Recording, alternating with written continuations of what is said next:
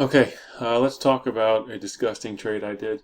I posted in another video the details, and basically, I just want to point out there are two things here that are very important. One, inferior trades very often not only cost you money, they cost you probably more money than you think because they distract you from your good trades. And what I mean by that is I knew what Apple was doing. I shorted it today and I made money in an Apple short. I talked about it a couple of days in a video. And this trade I did in IBB, this buy,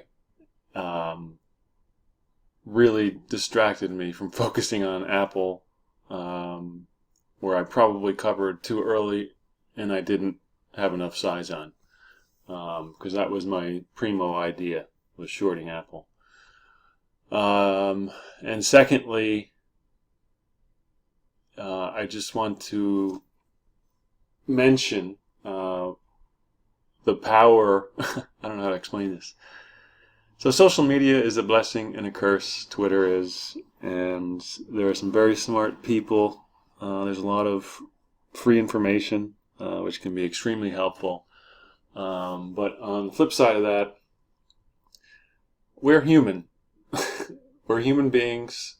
We all suffer from human nature. And one extremely relevant thing, or a nature, it is human nature to be influenced by other people. It's how we're raised. We're taught things. We're constantly seeking guidance. We go through school, all that stuff. So what happens in trading is when you're digesting a lot of Twitter, social media stuff, you're going to get influenced by it. And with this IBB trade, I just was looking, I don't know, I don't even think these shorter term time frames are in play on IBB. I don't even, this is what I look at for IBB, the monthly and the weekly. And to me, it very obviously has a lot more to go. But I know last night there's a lot of talk about, buying IBB. And that may very well make sense on, shorter time frames. Maybe it's just you have some 3-bar pattern where like today, if you get a test after 2 big down days, if you get a test of the low and survive the morning, you buy it. So I get that, but for me, that's not what I'm doing. But I got influenced by those opinions, obviously, and I'll prove it. But anyway, there's details in the other video, but I essentially look at this 15-minute bar here. This was my 296.62 that's been here forever. So I figure I'll buy above this bar. The high was 320. So I think I paid 370. That's not a big slippage in a stock like this thing. It's $300 ETF. And I was going to put my stop below here, which was the low of 297.66. I said, this is a beauty. You know what? Let me give it a little more than that. I'll give it another point, and I'll use my 296.61 level as a stop. So,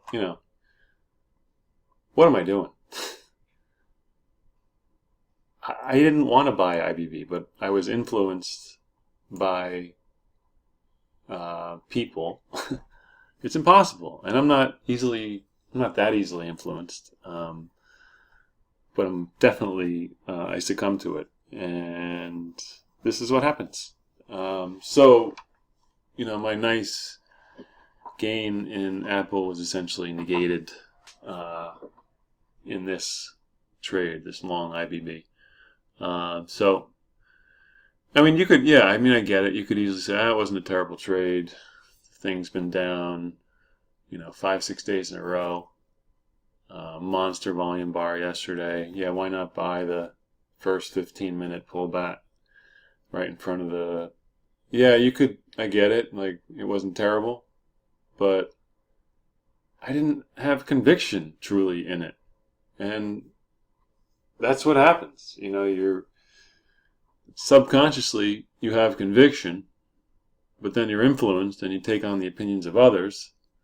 And it creates a... it creates conflict. Cognitive dissonance.